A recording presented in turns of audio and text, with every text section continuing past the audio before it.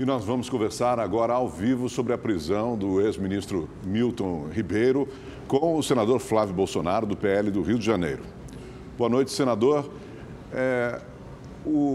Assim que o ex-ministro foi preso, nesta manhã, os adversários do presidente Jair Bolsonaro adotaram o discurso de que houve corrupção no governo.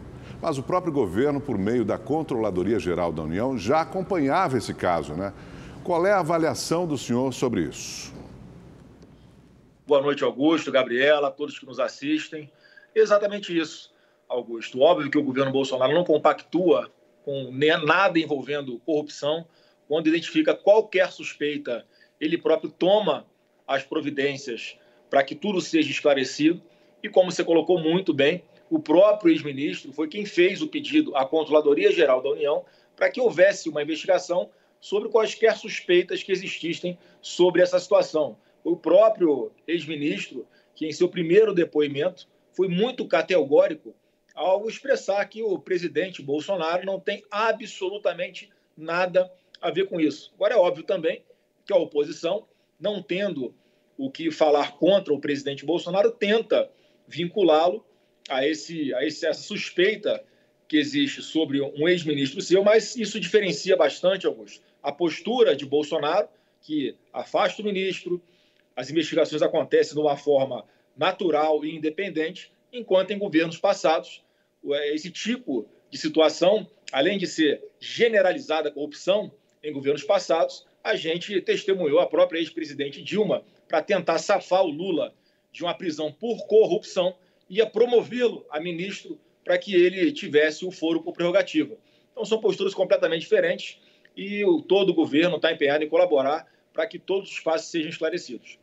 Ainda nesse contexto, senador, boa noite. O fato da Polícia Federal ter investigado e prendido o ex-ministro Milton Ribeiro encerra o discurso de interferência política do governo no comando da PF?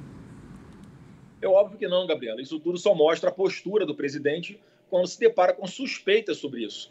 O que a oposição tem é acusar o presidente Bolsonaro de algo que está sendo investigado. O próprio presidente falou abertamente que não interfere em nada na Polícia Federal. Isso é mais uma prova de que ele não interfere. Agora, óbvio que soa muito estranho, em um tempo tão rápido, haver a decretação da prisão do ex-ministro.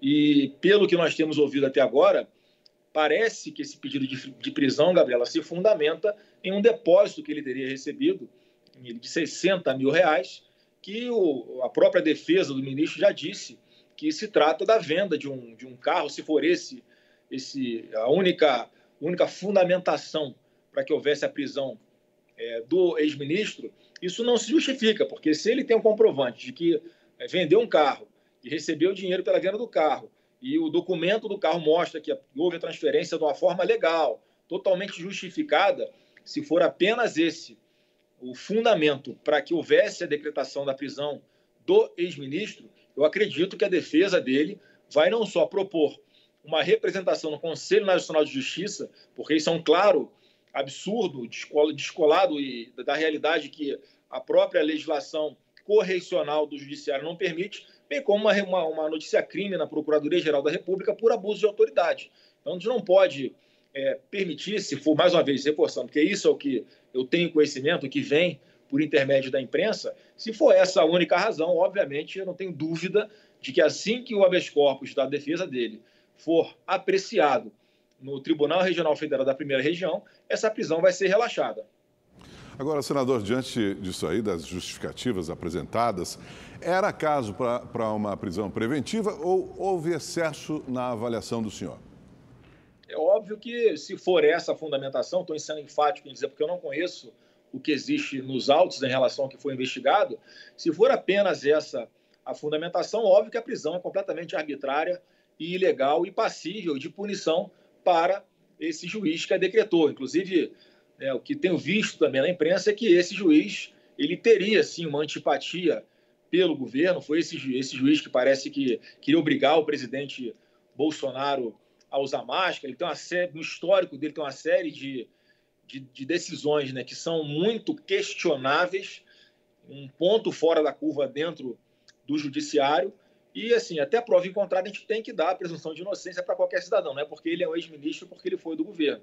Então, acredito que, eu torço para que o ex-ministro comprove a sua inocência, mas podemos sim estar diante de um fato que está sendo causado propositalmente por uma autoridade do judiciário, pensando sim que isso tem um reflexo eleitoral. Só que, mais uma vez, não adianta a oposição querer, Augusto, colocar o presidente Bolsonaro uma pessoa honesta, uma pessoa correta, que toma providências quando pontualmente existem suspeitas sobre algo em seu governo, na mesma prateleira do Lula, que é o maior ladrão da história do Brasil e que tinha, durante os governos do PT, aquela corrupção generalizada em que eles próprios tentavam proteger aqueles que estavam sendo acusados de alguma coisa. Tá certo, senador. Obrigada aqui pela sua participação ao vivo no Rede TV News e uma ótima noite para você. Obrigado, senador. Boa noite a todos.